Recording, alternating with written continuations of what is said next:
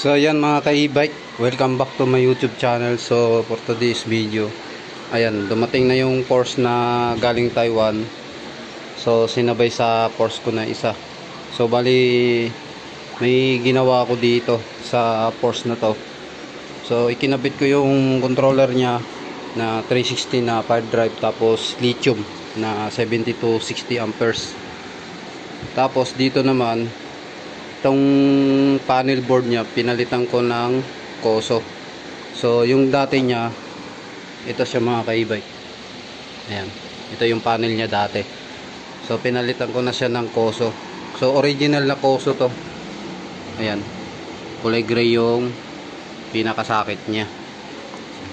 So kinabit ko na yung pinaka wiring nito sa loob, pati yung sa sensor. So yung sensor niya dito, ayan. So dalawang magnet yung nilagay ko dyan, kabilaan, tapos nilagyan ko siya ng bracket. Ayan. So ito yung wiring ng pinaka-sensor nya. So dito naman pagdating sa brake master nya, yung sa Brembo nya. So nung sa Taiwan to mga ka-e-bike, so bali masyadong mababa. So lubog siya dito. So ang ginawa ko, in-adjust ko. Dito ko siya in-adjust. Ayan. Piniit ko ng papasok. So tinanggal ko tong cover niya na kulay itim. Tapos pinasok ko yung pinaka-thread niya doon sa loob para tumaas siya. Okay? So yan, okay na siya. So dito sa right side niya, wala namang problema sa right side niya. So ang problema lang dito sa left side. So nagloloko yung left side niya nung nasa Taiwan pa to. Ayan. So okay na to. Yan, nakaliper ko na rin to pagdating dito sa likuran niya. Ayan. So buksan natin. Ayan. So napakalawak ng pinaka U-box niya. So ito yung breaker niya, tapos yung controller niya nandoon sa loob, pati yung battery. So nandito yung battery niya na 70 to 60 amperes. Okay. So bali dito mga bossing, ito tina-charge ko ngayon siya dahil ibibiyahe ito ng Batangas na may-ari. Ayan. So ang may-ari nito taga Santa Rosa, pero pupunta siya ng Batangas, kaya charge ko siya. Okay. So yung voltmeter niya, dito ko na nilagay yung voltmeter niya. Bali dati sa stock niya na panel board, so doon siya nakalagay dito. Okay. Tapos ito naman yung side mirror niya sa harapan. So bali ito natutupi naman to. So pwede siyang i-adjust pag once na gagamitin na. Okay. Yan. So dito okay na lahat. Tapos yung sa wiring niya, sa pinaka controller at yung lithium niya, okay na rin. So try natin siyang buhayin. Kahit naka-charge siya, so pwede natin siyang buhayin. Try lang natin on natin. Ayan. Okay. Yan, okay na siya mga bossing. Tapos subukan natin siyang i-throttle. Yan.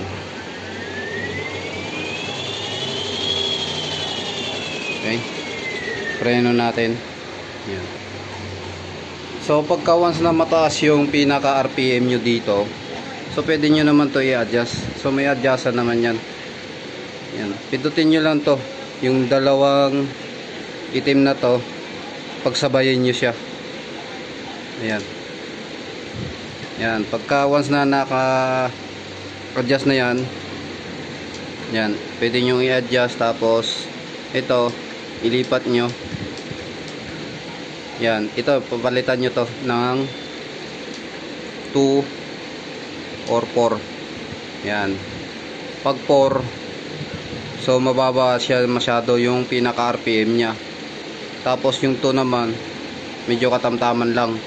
Yung 1, pag once na nag-arangkada na kayo ng gear 1, so hanggang dito na yung pinaka ito nya, yung sa RPM. Okay. Yung dito naman sa digital, So pag once na tumatakbo naman yan, dahil nandun yung sensor niya sa harapan ng e-bike, hindi siya sa likod, so hindi siya gagana pagka once na pinapatakbo natin ng naka center stand, naka ganito siya. So kailangan naka-running siya, nakalapag yung gulong.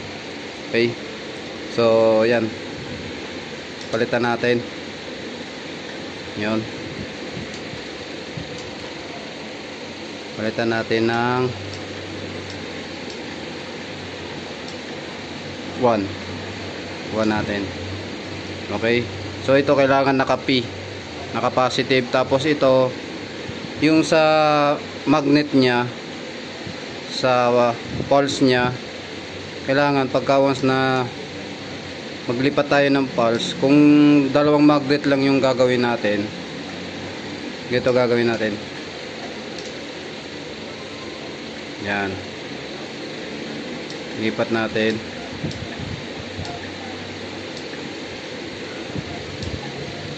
Yan, kailangan kung dalawang magnet lang, so dalawa lang ilalagay nyo. Pero pagka tatlo, apat, so pwede nyo ilipat yung number na yon.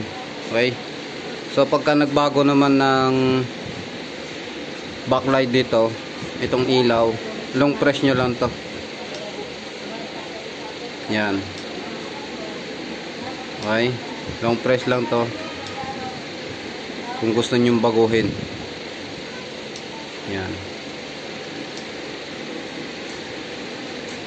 yan, pagka gusto nyo baguhin yung pinaka backlight nya. Pero dito hindi siya mababago. So kung mapapansin nyo dito, may oras siya. So ito yung standby nya na 12 volts.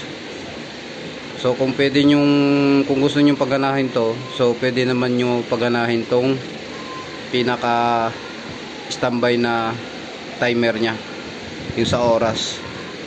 So magko-convert kayo ng, pag naka-lithium kayo, magko-convert kayo ng converter. So i-connect nyo dito yung 12 volts.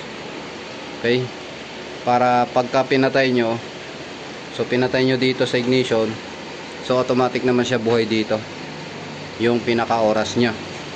So ito hindi ko na so ginawa kasi naka-lithium siya. So kaya ko namang gawin yun kahit naka-lithium siya. Kailangan na ng extra converter para sa timer nya. Okay, yan, so try natin ulit. Yan, so kanina nakita nyo naka 1 yun dito. Kaya pagka once na binirit nyo to, ito binirit nyo yung silinyador, so mataas kagad yung pinaka RPM nya, saka iilaw yung pinaka itong sensor nya. Okay, yan, so naka 1 pa lang yun. So ito natin, yan.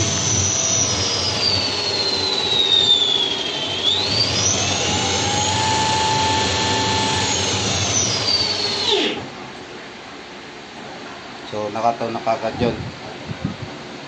Yan.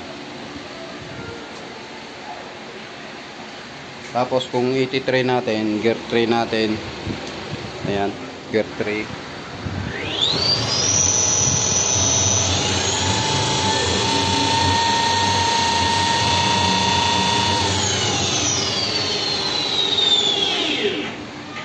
gear 3, ayan. So dito naman mga bossing, pagka once na dito sa gear na to, pwede nyong lagyan ng gear to, ito. So may nakalagay naman dito sa pinaka papel ng koso nya kung saan yung gear 1. So ito kasi pang motor, itong panel gauge na to pang motor talaga to, standard sa motor yan. So ang ginagawa namin, kino-convert namin sa e-bike. So dito may pattern naman yan. So mapapansin nyo naman kung saan yung gear 1, gear 2, kung anong kulay. Ayan o, gear 1, gear 2, gear 3, gear 4, gear 5. Ayan, may mga kulay naman yung wiring yan dito sa may pinaka socket nya. So yun yung kukunin nyo. Tapos ikakabit nyo naman yun dito sa wire naman. So dito gear 1 kulay pink, yan, gear 2 blue red, yan 3 green black, yellow red, yan 4 brown white. Ayan. Okay. So itong panel na to pala mga bossing, 12 volts to. So pagka once na nag-install tayo dito sa e-bike natin, so kailangan natin ng tanggalin yung 72. Yan, yung kulay yellow. So ikakabit natin yung wire ng 12 volts natin ng galing converter. So ang positive nito is ayan, yung main positive kulay black. Okay, ayan ang positive ng koso na to. Tapos yung negative naman, ayan, kulay green. Yan, doon nyo naman yung ikakabit yung negative nyo. Itong wiring na to kulay green, tapos yung positive nya kulay black. So 12 volts. So wag nyong ida-direct yung black sa 72 volts nyo. So masasayang na to, masisira kaagad. Kaya kailangan pagka once na nagkabit tayo nito o nag-install tayo, kailangan may ganito tayo, may pattern tayo. Ayan, nakalagay siya para at least hindi masayang yung koso natin. Yeah. So yan, for goods na siya. Tapos 80 volts 0.5. So china-charge ko pa yan para pagka kinuha mamaya na may-ari ito, so wala na siya problema, may charge na yung pinaka lithium nya. Ayan, okay na siya lahat. So i-try pala natin yung switch nya. Ayan. So ito mga ka-e-bike, itong domino nya na throttle switch, so sa Taiwan ko pa to ginawa. So hindi na nandito sa Pinasa. So bali ang ginawa ko lang dito ito, tapos yung doon sa controller, tapos yung sa lithium. So in-install ko to yung lithium nya dahil nung pinadala namin to, hindi pwede yung nakasalpak sa pinaka controller nya yung lithium. So bali nakabunot lahat. Ayan. So yan yung ilaw nya, yan yung tail light nya dito, tapos yan yung accessories nya sa gilid. Okay, tapos dito naman sa harap yung sa headlight nya. Ayan, yung headlight, buka natin yung headlight. Yan. So accessories nya, yan. Tapos yung sa headlight. So yan na yung headlight nya. Okay. So yan, tapos na siya. Mamaya dadarating na yung pinaka may-ari nito. So pipick upin na para lumuwag na yung pesto ko dito, dahil yung isang e-bike ko na Porsche, yun nandun sa labas. Ayun siya. Ayan. So gagawin ko pa yon. Okay.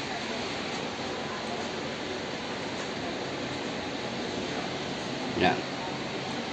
So bali naglolo ko lang yung pinaka sensor nya dito. Yan. Pero gagawin ko pa yan. Okay. So yan na lang yung gagawin ko, yung sensor nya, para mamatay ito. Ayan. So medyo mababa na yung pinaka brake master nya. Okay. So yan mga ka-e-bike, maraming salamat sa walang sawang pagsuporta sa akin YouTube channel. So thank you mga ka-e-bike.